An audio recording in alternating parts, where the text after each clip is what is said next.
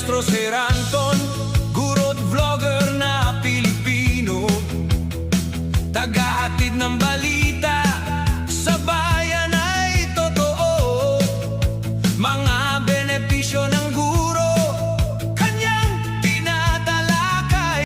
Sa video natin ngayon mga kamestro ay pag-usapan at alamin naman natin itong list of SDO with released medical allowance for fiscal year 2026. Update po yan ngayong araw, May 8, 2026. Ayan, so ngayon nga po mga kamestro ay Friday. Ibig sabihin kung hindi po kayo narilisan ngayong araw, ay mag-aantay naman po kayo ng 2 more days. Ayan, sa Lunes po ulit tayo mag-aabang. Ano po mga kamestro sa mga SDO na hindi pa rin narilisan po nitong medical allowance. Ayan. Pero based po sa atin pong mga updates, ayan, ngayong week na ito, medyo marami-rami na rin po, ano po mga kamaestro, ang narilisan ng medical allowance. And I think, ayan, estimate lamang po natin to parang mahigit kalahati na rin naman po no, ng mga SDO sa buong Pilipinas yung narilisan po nitong medical allowance po natin. No? Kung hindi man siguro mga 60 to 70%. Ayan, ay meron na pong medical allowance. Ano lang naman po natin yan, estimate lang po natin yan. Ano po, hindi naman po yan official talaga na figure. Ayan, base lang po yan sa ating pong estimate. Tingin ko, kung hindi man 60, 70%, ano po, meron na pong natanggap na medical allowance. Ayan. So, yung mga wala pong medical allowance, syempre comment down below, ano po, para alam natin, monitor din natin, sino-sino pa po yung mga wala pa rin pong medical allowance hanggang ngayon, May 8, 2026. Ayan. So, isa-isay na po natin, ano ba yung mga SDO na meron pong, or narilisan po ng medical allowance ngayong araw, May 8, 2026. Ayan, unahin po natin tong SDO Oroquieta City. Ayan, congratulations po sa mga kamaestro natin dyan sa SDO Oroquieta City. Kung may nanonood sa atin from Oroquieta City, comment down below if legit po ito nakuha po natin na information. Next ay ang SDO Sorsogon Province. Itong Sorsogon talagang kahit medyo late yung kanilang medical allowance, abay bumawi naman sa kanilang mid-year bonus, ano? Kasi pinagsabay. Yan, so good news talaga yan. Yan na talaga ang literal na good news mga kamestro natin yan sa SDO Sorsogon Province. Comment naman dyan, baka may mga subscriber tayo dyan from SDO Sorsogon Province, ang sakuyang mga kababayan dyan sa Bicol. Ayan, so congratulations sa Induga Boss.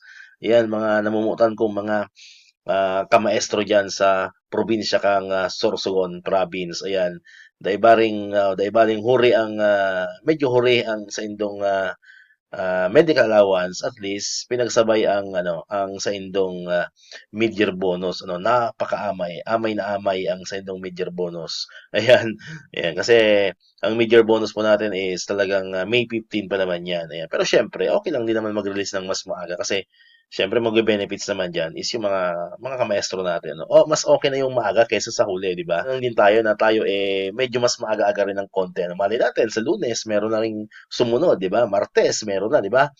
Huwag nang antayin yung Friday, di ba mga kamaestro? Ayan. So muli, congratulations po sa mga kamaestro natin dyan sa SDO Sorsogon Province. Next ay ang SDO Nueva Vizcaya. Ayan, congratulations po sa mga kamaestro natin dyan sa SDO Nueva Vizcaya. Ayan, kung may nanonood sa atin from SDO Nueva Vizcaya, comment down below.